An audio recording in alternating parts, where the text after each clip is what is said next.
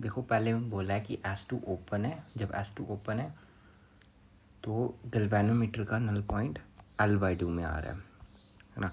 मतलब ये देखो, ये हमें एक सर्किट दिया हुआ है। अब S2 ओपन है, S2 ओपन मतलब S2 से ये ओपन होगा, जिसकी वजह से इस वाले सर्किट में कोई करंट फ्लो नहीं कर रही होगी।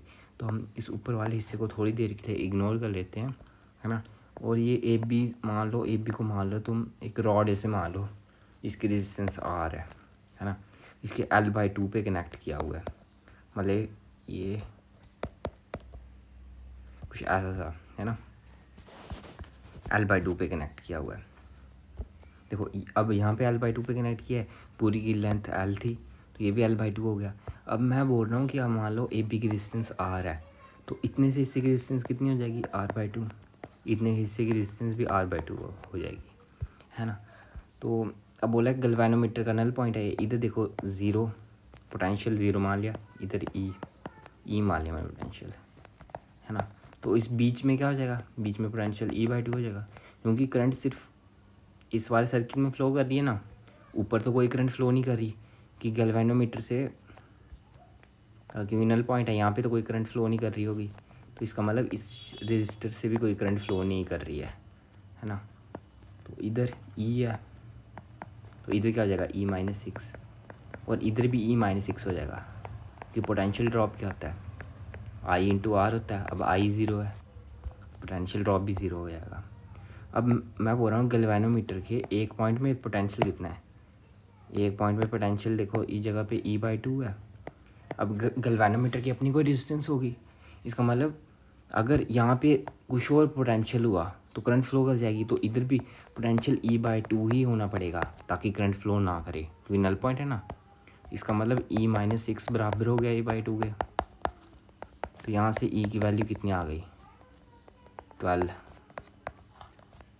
E की वैल्यू 12, मतलब इन दो में से कोई हमारा आंसर होगा, ये दो कैंसिल हो गए। अब केस 2 में बोला है कि S2 क्लोज है, S2 क्लोज है मतलब एक करंट इधर फ्लो कर रही होगी, एक करंट इस वाले सर्किट में ही फ्लो कर रही होगी, है ना। तो ये कुछ ऐसा सा होगा 10। अब देखो इस वाले हिस्से की रेजिस्टेंस कितनी हो जाएगी, इस वाले केस में 5R/12। इस वाले हिस्से की रेजिस्टेंस कितनी हो जाएगी, 7R/12, है ना। तो वैसे अब इधर पोटेंशियल E है, इधर पोटेंशियल ज़ीरो है, तो इस बीच वाली जगह पे पोटेंशियल कितना आ जाएगा, E-del V बोल देता हूँ। del V की वैल्यू क्या होगी, I/R। R कितना अपना, क्योंकि करंट ऐसे फ्लो कर रही है, तो ये वाला R लेंगे हम, लेफ़्ट साइड वाला R लेंगे 5R/12, और I की वैल्यू है E/R इंटू 5R/12। तो ये कितना आ गया, E-5R/12 यानी 7E/12 आ गया पोटेंशियल उस जगह पे। इस जगह में 7E/12 पोटेंशियल है, इस जगह में भी कितना हो जाएगा, 7E/12 हो जाएगा पोटेंशियल, है ना। और अब मैं E की जगह 12 लिख लेता हूँ, 12 डाला तो ये बराबर हो जाएगा 7 वोल्ट के। यहाँ पे कितना 12 वोल्ट हो जाएगा, यहाँ पे कितना 6 वोल्ट हो जाएगा।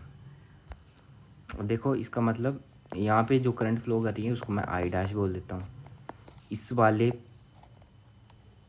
रजिस्टर का पोटेंशियल डिफरेंस, इस वाले रजिस्टर का पोटेंशियल डिफरेंस यानी डेल्टा V, वो कितना आ रहा है, 1 आ रहा है। उसकी वैल्यू 1 की वैल्यू, मतलब ये डेल्टा V किसके बराबर होता है, I' into R equals to 1।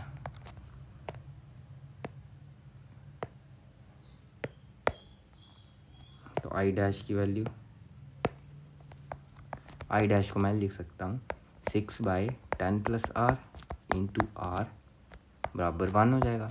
यहाँ से क्या आ जाएगा, 5R इक्वल्स टू 10। तो R की वैल्यू कितनी आ गई, 2 ओम।